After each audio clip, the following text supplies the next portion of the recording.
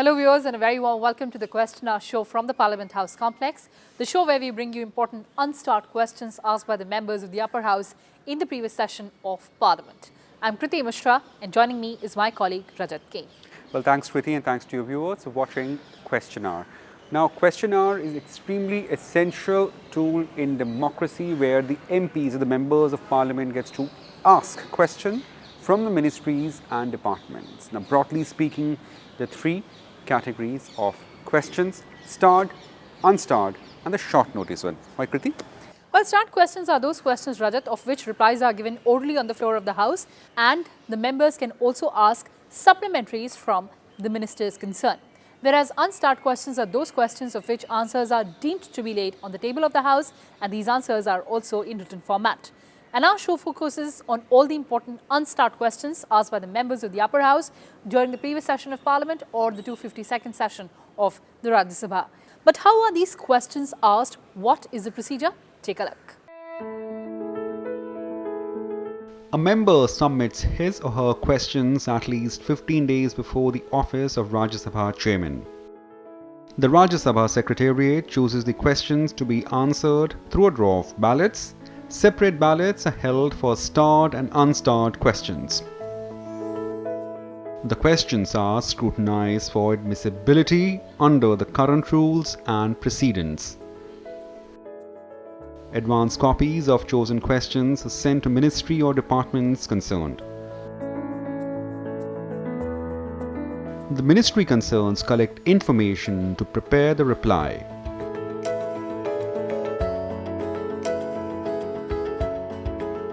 The minister concerned reply to starred questions on the floor of the House and provides written answers to unstarred questions.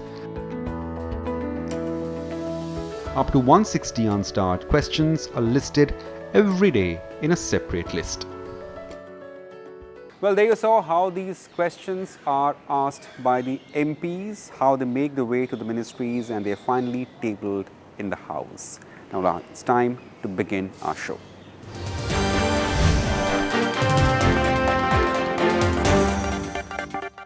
Well, starting the show, first question was asked by member P. Wilson. A member has asked from Ministry of Finance, like whether there has been demand from the state for any fund disbursement to fight COVID-19 pandemic.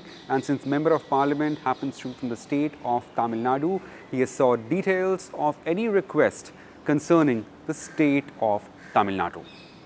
Well, the answer is an affirmative, and this reply has been given by MOS Finance Anurag Singh Thakur, and he says that grants and aid amounting to more than 85,000 crore rupees has been given to the states in the current financial year by the Ministry of Finance. This includes central share of 11,565.93 crore towards State Disaster Response Fund, which is SDRF, 37,170.50 crore towards Post-Devolution Revenue Deficit Grant, Rupees 35,380.25 crore towards local bodies grants and 1,624.63 crore towards National Disaster Response Fund. The government further says that Ministry of Health and Family Welfare has released 559.88 crore rupees to the state of Tamil Nadu. This includes 48.24 crore under National Health Mission for management and containment of COVID-19 pandemic and 511.64 crore under India COVID-19 Emergency Response and Health System Preparedness Package. The Union Government has received a request from the State Government of Tamil Nadu for special grant of rupees of 1 lakh to all the states, including an amount of 9,000 crore rupees to the state of Tamil Nadu. The Union Government has announced Atmanirbhar Bharat Abhiyan amounting to 20 lakh crore rupees, equivalent to 10% of India's GDP. This includes an additional borrowing of up to 2% of gross state domestic product by the states in the financial year 2020-21. Consent for additional borrowing of 0.5% of GSDP amounting to 9,627 crore has been issued by the Ministry of Finance to the state of Tamil Nadu.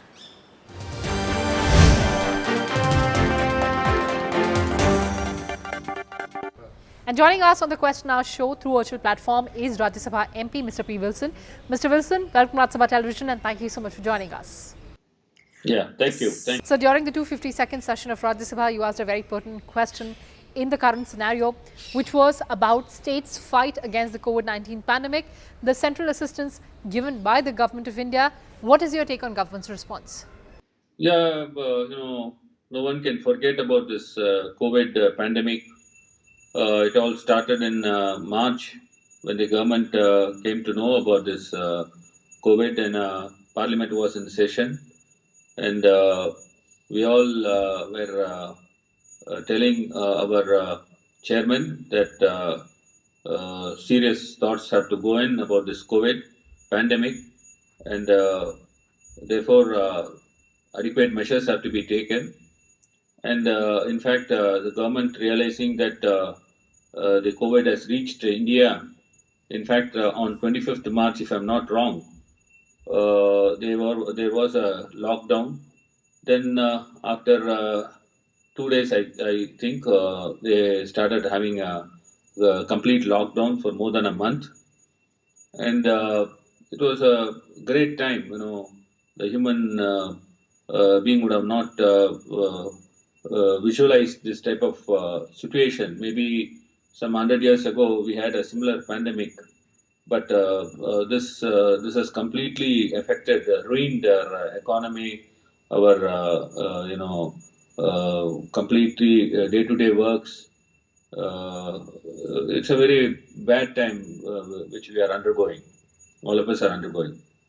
State government, in fact, at very difficult times. There is no vaccine, there is no medicine, and it's all the initial stage. They didn't realize what sort of medicines have to be administered and what sort of precautions have to be taken.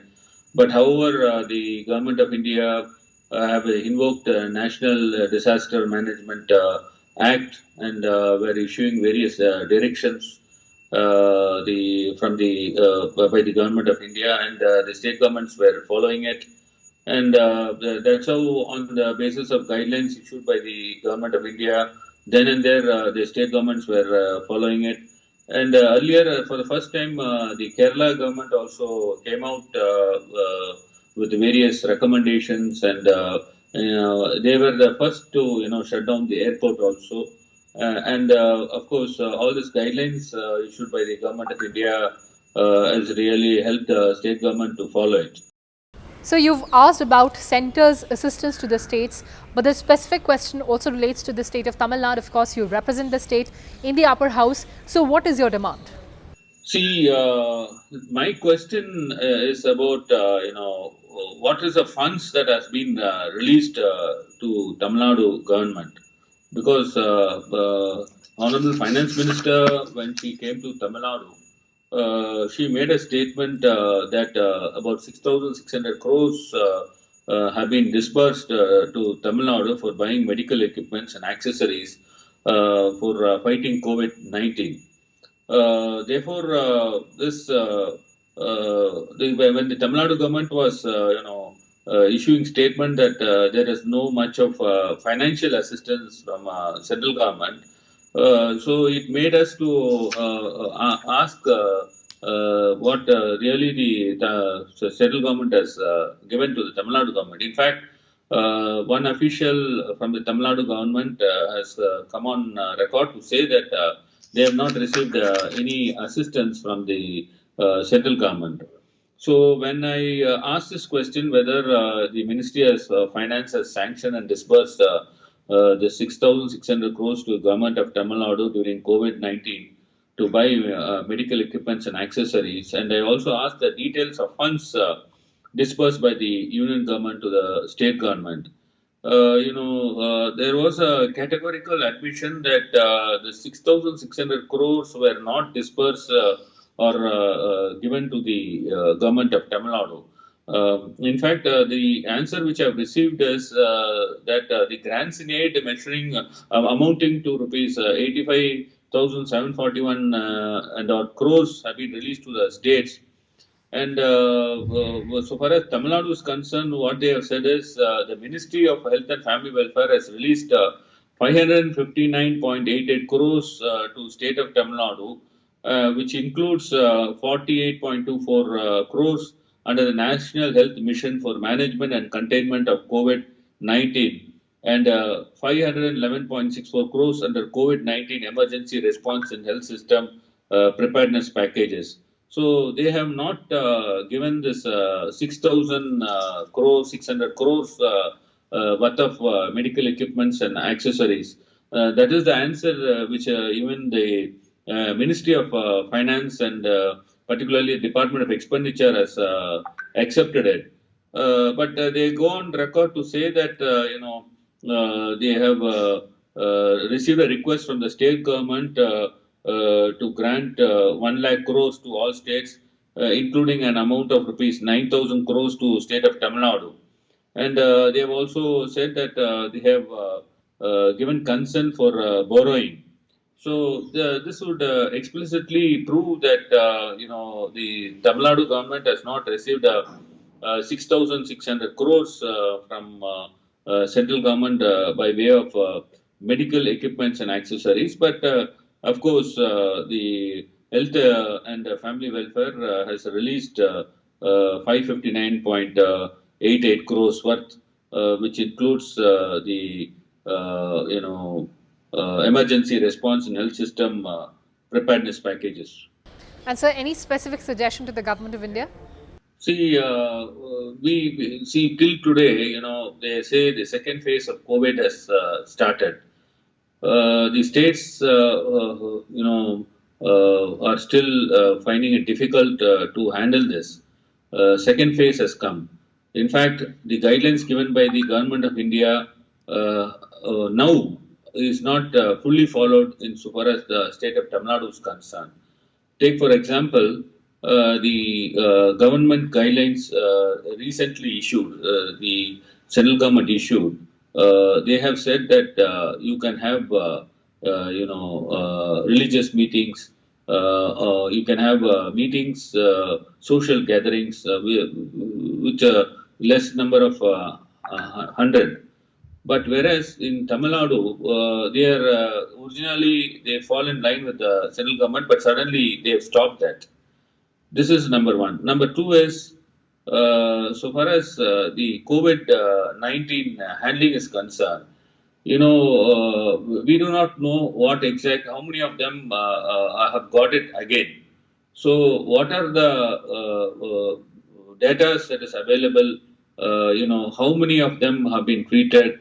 How many of them have got it again? And this contingent areas also, if you see how this contingent areas, they are controlling this disease by declaring that areas are containment areas. What is the rationality behind calling it as a containment areas? Because once you call it as a containment area, no people is allowed to enter into that, and people find it difficult to go out.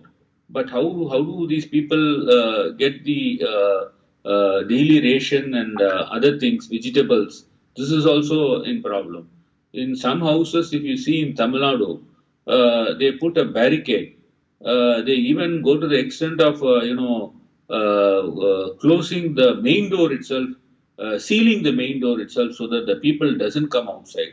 But how these people will have a daily ration? How do they have access to the world? How they will get medicine? So somewhere something is going wrong. They are not able to still really know what kind of things have to be done this COVID-19. So, and another thing is also about this rapid kit test.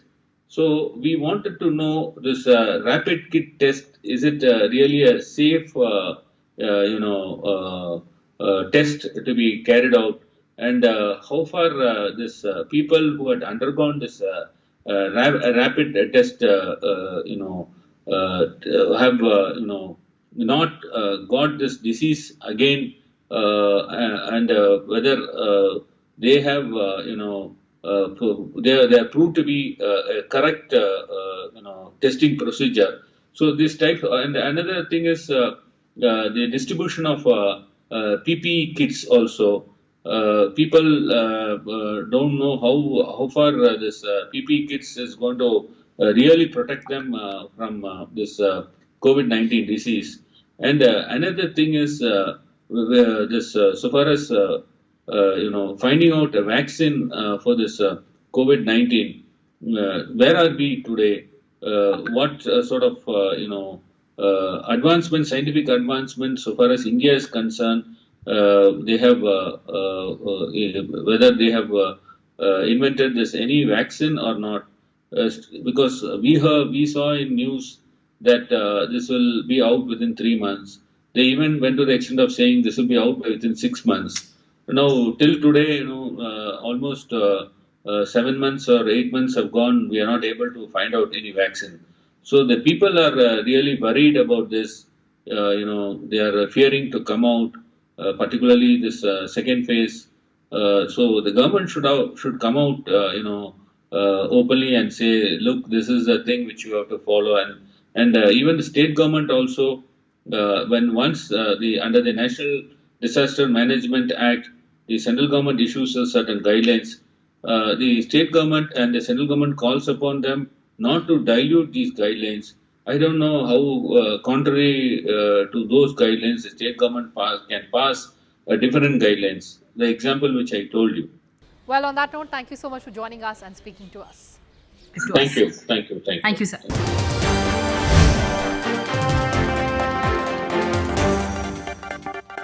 And moving on to the next question, this has been asked by member B. Lingaya Yadav, and this question is to the Ministry of Skill Development and Entrepreneurship. And the member has asked whether digital skills would be of paramount importance in the post-COVID era for people and the steps taken by the government to promote digital skills. Well, that's a very crucial question, KRITI, and we have seen that how the health emergency, or to say this pandemic of COVID-19, has recalibrated the industrial requirement and has also laid emphasis on the work culture that has undergone a severe change. Now, in the reply given by Minister of State for Skill Development and Entrepreneurship, Mr. Rajkumar Singh, the ministry says that yes, digital skills are of paramount concern for the skilling and reskilling of the youth as well as the workers, and also to get themselves attuned with industrial requirement. Well, the ministry further says the Director General of Training, that is DGT, and the ministry plays a key role in implementation of long-term training schemes, including training in latest cutting-edge technologies. The DGT has entered into a memorandum of understanding with IBM in June 2020 for free digital learning platforms that skill build reignite to reach more job seekers and provide new resources to business owners in India. The Skills Build Reignite aims to provide job seekers and entrepreneurs with access to free online coursework and mentoring support designed to help them reinvent their careers in business. Multifaceted digital skill training in the area of cloud computing and artificial intelligence is provided to students and trainers across the nation in national skills training institutes. The Ministry of Education has launched an initiative, Yukti 2.0, in June 2020 to help systematically assimilate technologies having commercial potential and information related to incubated startups in higher education institutions. Well, that was the concise reply by Ministry of Skill Development and Entrepreneurship as to how the digital education and digital skills are important in the current pandemic, or say post-pandemic era of employment opportunities. Now, moving on to the next question that was asked by member G.V. Narasimha Rao from Ministry of Rural Development. The member has asked about the loans being given to the self-help groups and if there is any study conducted by the government to see the effectiveness of these loans given to the self-help groups. And this response has been given by Rural Development Minister Narendra Singh Tomar, and he says the loans outstanding under the self-help group bank linkage program is more than 94,000 crore rupees as in July 2020. Loan repayment rate by SHGs to banks is 97.7% as on 31st of July 2020. Loans are sanctioned by the banks in the name of self-help groups. Distribution of loan to individual members is done by the SHG, which is used by them for various activities. Banks do not keep record of loans taken by individual members. The ministry has commissioned several impact evaluation studies to understand the overall impact of Deen Dayal Antyodaya Yojana National Rural Livelihoods Mission. An impact evaluation study of this was conducted during 2019-20 and 2020-21 by the International Initiative for Impact Evaluation with the support of World Bank. The assessment covered 9 states with around 27,000 respondents and 500 SHGs across Bihar, West Bengal, Odisha, Jharkhand, Madhya Pradesh, Chhattisgarh, Maharashtra, Rajasthan and Uttar Pradesh as well. The evaluation indicates that an additional exposure to the mission for 2.5 years led to an increase in income by 19% over the base amount, decline in share of informal loans by 20%, increase in savings by 28%, improved labour force participation, proportion of females reporting secondary occupation is higher in treatment areas, improved access to other schemes, significant increase in number of social schemes availed by treatment households, which was 6.5% higher over the base value of 2.8 schemes.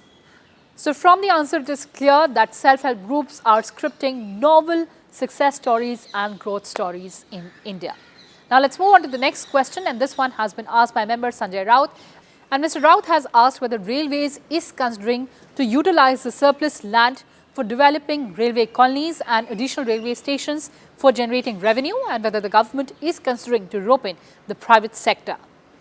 Well, reply to this query is an affirmative, and in the reply given by the Cabinet Minister for Railways, Piyush Goyal, the ministry says that Railways has been using the spareable land, or the land which is not in immediate use for the railways, for the purpose of redevelopment, and it has also given railways a value addition to its assets. Well, the ministry says the vacant land which is not required by railways for its immediate operational needs is utilized in the interim period for commercial development through Rail Land Development Authority wherever feasible, in order to mobilize additional financial resources. Indian Railways has also initiated colony redevelopment program wherein funds generated from commercial exploitation of unutilized FAR, that is floor area ratio, shall be used to redevelop old colonies at no cost to railways. RLDA has been entrusted with 85 land parcels covering an area of 254.33 hectares for commercial development and 84 colonies and various zonal railways for redevelopment. Further state redevelopment is planned by leveraging real estate potential of spareable land and air space in and around the stations, inviting private participation. Its railways endeavour to generally develop stations at no cost to railways. For this, a railway conducts techno-economic feasibility studies of stations across the country. And based on the outcomes of these feasibility studies, stations are taken up for redevelopment in phases. Well, moving on to the next question that was asked by member Ramchandar Jangra from Ministry of Fishing, Animal Husbandry and Dairying. The member has asked, could the land which has been waterlogged throughout the year should be given to the scheduled caste community for the purpose of fisheries? So this response has been given by MOS Pratap Chandra Sarangi, and he says that the Department of Fisheries, Ministry of Fisheries, Animal Husbandry and Dairying is implementing from the current financial year Pradhan Mantri Matsya Sampada Yojana. This is a scheme for bringing about blue revolution in the country by sustainable and responsible development of the fisheries sector. The scheme encompasses inclusive development by providing governmental financial assistance to the beneficiaries, and scheduled castes are key beneficiaries in this regard. While the government financial assistance with both central and state put together is limited to 40% of the project, until cost for general category, the same is permitted up to 60% of the project until cost of SC/ST beneficiary. The identification of beneficiaries for various components, including development of fisheries in waterlogged areas, is done by the respective state government. Besides, the Department of Fisheries, Ministry of Fisheries, Animal Husbandry and Dairying has no scheme for providing waterlogged land to scheduled castes for fisheries occupation. And moving on to the last question of this edition of the Question Now show, asked by member Sujit Kumar, and this question is to the Ministry of Food Processing Industries. And the member has asked whether the government has any plans to develop mega food park in western Odisha.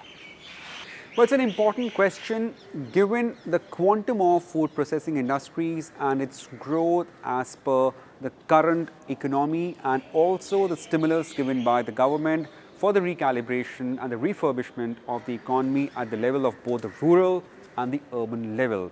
The reply to this query was given by Minister of State for Food Processing Industry, Mr. Ramesh Vateli. The minister says that Ministry of Food Processing Industries doesn't establish mega food park in the country on its own.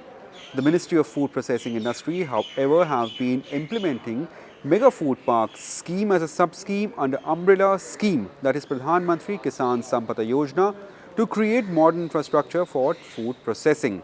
The proposals under Mega Food Park scheme for setting up of mega food parks in the country are invited through expression of interest from time to time. Now, selection of suitable proposals for these projects is done as per the scheme guidelines based on the merit as per the prefixed criteria.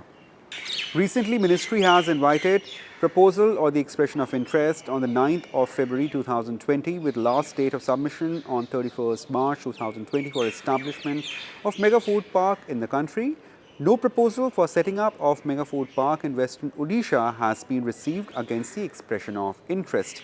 However, Ministry has already accorded final approval to Mega Food Park projects at Raigada and Khordha districts in the state of Odisha. Well, that's it. So there you saw the Minister of Food Processing Industry giving a concise reply to the query. And this also brings us to an end of this edition of Question Hour. That's right, Rajat. So these were the questions for our viewers in this edition of the Question Hour show. Thanks for watching. Stay tuned to Rajya Sabha Television. Take care. Stay blessed. Goodbye.